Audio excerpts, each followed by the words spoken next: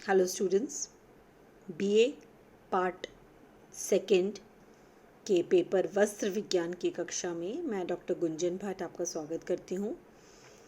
इस पेपर में हम लोग ताप सुनम्य रेशा नायलॉन पढ़ रहे थे। पिछली कक्षाओं में हमने नायलॉन को बनाने की प्रक्रिया को डायग्राम्स के सहित समझा। नायलॉन के कितने प्रकार होते हैं उसको हमने जाना और अब हम नायलॉन की विशेषताओं को समझेंगे। नायलॉन एक ताप सुनम्य रेशा है जो कि रसायनों द्वारा बनाया जाता है। ये आपने पिछली कक्षाओं में बहुत डिटेल में किया है। अब भौतिक इसकी जो विशेषताएं हैं उसमें भौतिक विशेषता में हम इसके अगर संगठन को देखें तो ये एक नायलॉन को हम एक रेशा ना कह करके एक वर्ग के नाम से जानते हैं जिसमें पॉलीअमाइड पॉलीमर होते हैं। इसका जो संगठन है वो इसमें कार्बन, हाइड्रोजन एवं नाइट्रोजन ये चार तत्व जो हैं ये अलग अलग तरह से सुनियंत्रित और सुनियोजित तरीके से अपने एक दूसरे से रासायनिक यौगिक बनाकर के एक समूह में रहते हैं। इसे संख्या के आधार पर पहचाना जाता है। पॉलीमर नायलॉन 66 जो होता है उसकी संख्या 66 की संख्या में ये व्यवस्थित होते हैं। इनमें कार्बन के 6 अणु उपस्थित होते हैं और इनकी आणविक श्रृंखला सीधी होती है जिसे खींच कर और भी पास व्यवस्थित कर दिया जाता है। अगर हम सूक्ष्मदर्शीय यंत्र से माइक्रोस्कोप के नीचे इसकी रचना और रूप को देखें तो हम ये जानेंगे कि जब हम इसको नॉर्मल तरीके से अपनी आँखों से देखते हैं तो ये एक पारदर्शी रेशा दिखता है क्योंकि इतना पतला होता है और थोड़ा बहुत इसमें पारदर्शी होने की क्वालिटी होती है। ये अत्यधिक चिकना और गोलाकार होता है और इसका जो व्यास है वो सभी जगह समान रहता है। ये तीनों चीज़ें हम बहुत अच्छी तरह जानते हैं, इसलिए इसका व्यास समान होता है, ये इसलिए चिकना होता है या इसकी शेप हमेशा इसलिए एक सी होती है क्योंकि इसको हम स्पिनरेट के माध्यम से निकालते हैं। तो स्पिनरेट को हम जिस भी शेप में जिस भी व्यास का स्पिनरेट यूज़ करेंगे रेशा उसी व्यास का निकलेगा। लेकिन अब अगर हम इसको सूक्ष्मदर्शीय यंत्र से देखते हैं तो हम पाते हैं कि जब इसका अनुप्रस्थ काट देखते हैं तो वह गोल चित्तीदार दिखाई देता है और अगर हम इसको अनुदैर्ध्य काट देखते हैं, इसको हम वर्टिकली काटते हैं तो यह चिकना, पारदर्शी, गोलाकार व कांच की छड़ी। इसमें आप देख सकते हैं अनुप्रस्थ काट और अनुदैर्ध्य काट। एक में हम देख रहे हैं कि एक गोल गोल दिखाई दे रहा है, छोटा और चित्तीदार, जबकि अनुदैर्ध्य काट में यह इसमें कांच की छड़ी की समान सीधी सी लाइनें हमें दिखाई देती हैं।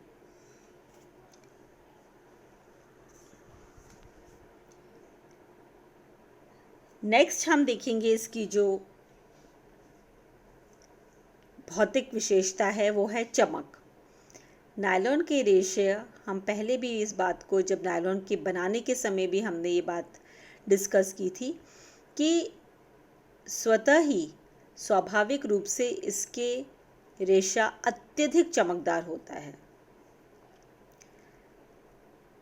लेकिन इसकी चमक को हम कम कर देते हैं क्योंकि कभी कभी अत्यधिक चमक वाला वस्त्र हमें उपयोगी नहीं लगता, हमें वो पहनने में भी कंफर्टेबल नहीं लगता, तो हम क्या करते हैं, इसकी चमक को कम करने के लिए जब इसका घोल होता है उसमें ही कुछ एक रसायन डाल देते हैं जिसका नाम होता है टाइटेनियम ऑक्साइड और बेरियम सल्फेट। इनको रासायनिक घोल में ही डाल दिया जाता है जिससे इसकी चमक थोड़ी कम हो और ये आंखों में कभी चुभे ना। इसके बाद हम इसकी मजबूती को डिस्कस करेंगे। नायलॉन का धागा बहुत ही मजबूत धागा होता है और आपने देखा होगा रस्सियाँ, नायलॉन के धागे की रस्सी बनाई जाती है, मोटे रस्से बनाए जाते हैं जो कि बहुत मजबूत होते हैं। तो क्योंकि नायलॉन का धागा अत्यंत मजबूत होता है, इसमें हाइड्रोजन बॉन्ड व अणु की मजबूती होती है ये इसका कारण है। सबसे बड़ी बात है कि ये हल्के होते हैं, मजबूत होने के साथ साथ इनका वज़न बहुत कम होता है, ये साथ में हल्के बहुत रहते हैं, जल्दी से ये फटते नहीं हैं और इनकी इस मजबूती के कारण इनसे टेक्सचर्ड यार्न भी बनाए जाते हैं। इसमें घर्षण और रगड़ इसका प्रभाव बहुत कम पड़ता है, इसमें बहुत ज़्यादा क्षमता होती है घर्षण को सहन करने की। इसको आप किसी भी तरीके से रखें, मोड़ के रख लें, कैसे भी फोल्ड कर लें, ट्विस्ट कर लें, इसका धागा टूटता नहीं है।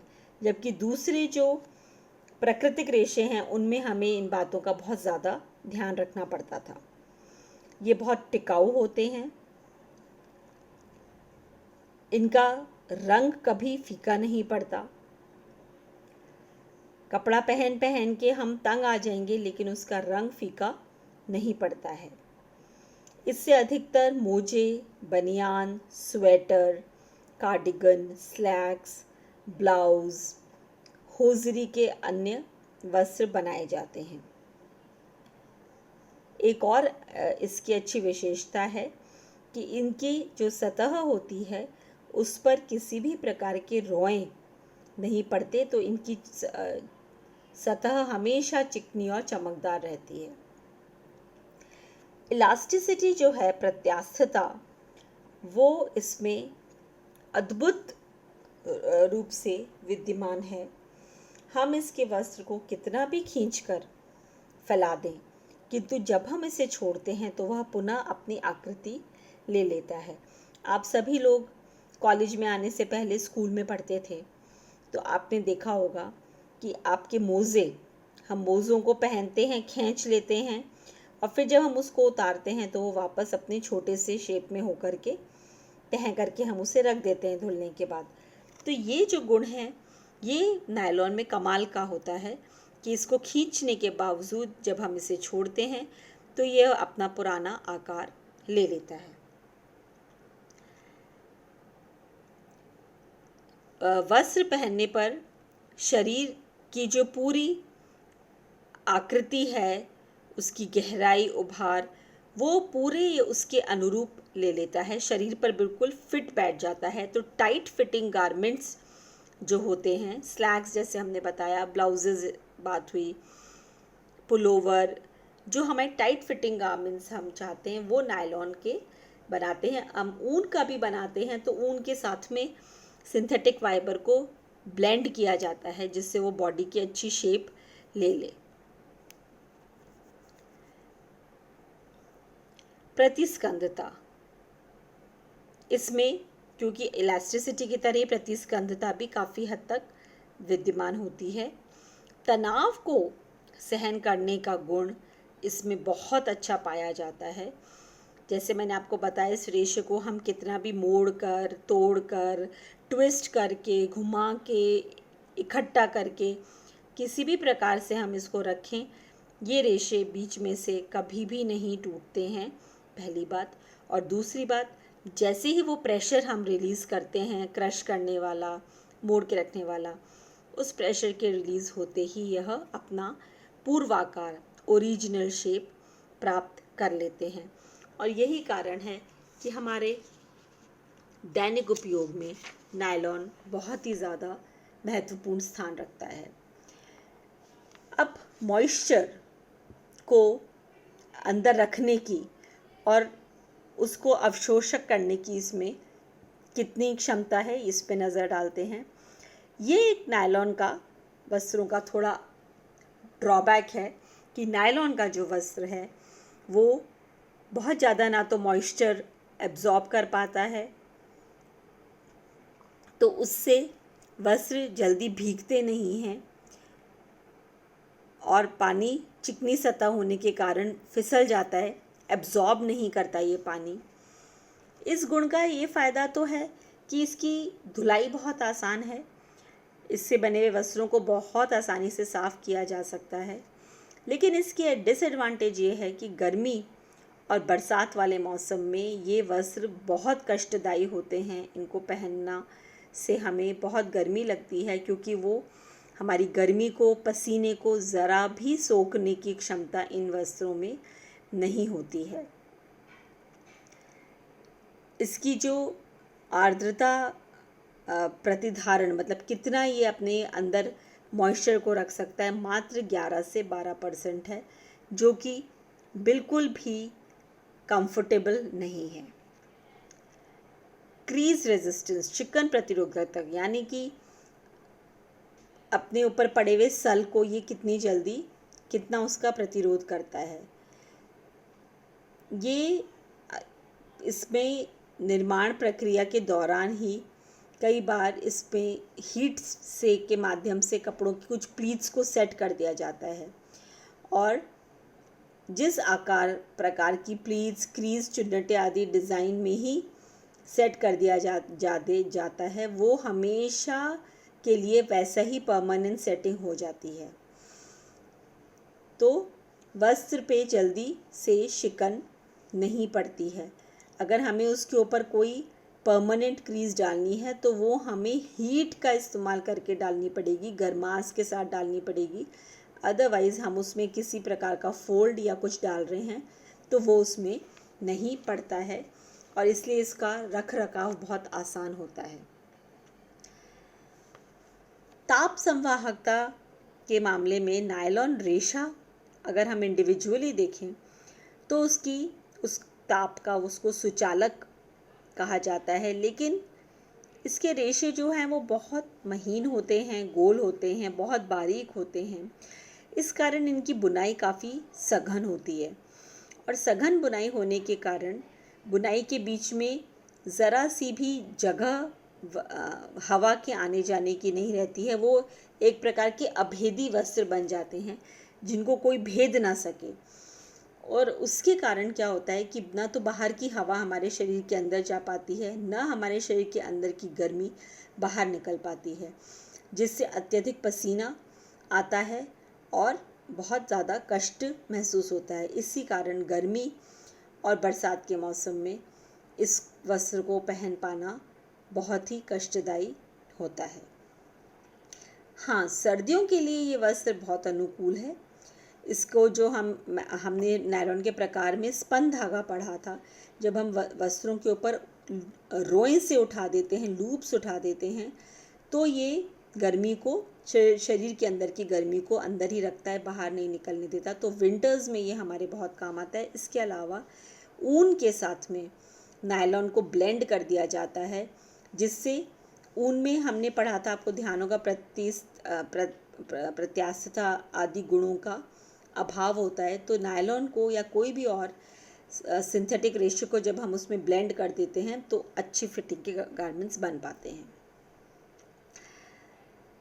स्थैतिक विद्युत प्रभार, नायलॉन के वस्त्रों में जब हम घर्षण अगर होता है तो घर्षण के कारण उसमें स्टैटिक इलेक्ट्रिक चार्ज बन जाता है, और यह वस्त्र की सतह जो है वो विद्युत संचालक के संपर्क में आती है, तो विद्युत का स्थानांतरण होता है। हमने और आपने ये चीज़ बहुत बार एक्सपीरियंस की होगी। कभी हम किसी को टच करते हैं तो एक सेकंड के लिए छोटी सी स्पार्क होती है और हमें लगता है एक हल्का सा जैसे करंट सा आया।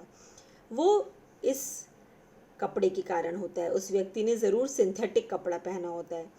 तो अगर हमने सिंथेटिक कपड़ा पहना है तो उसका स्टैटिक इलेक्ट्रिक चार्ज बन जाता है, जो जैसे ही कोई उसको टच करता है तो उसमें ट्रांसफ़र होता है और उसको एकदम से लगता है जैसे उसे करंट आया।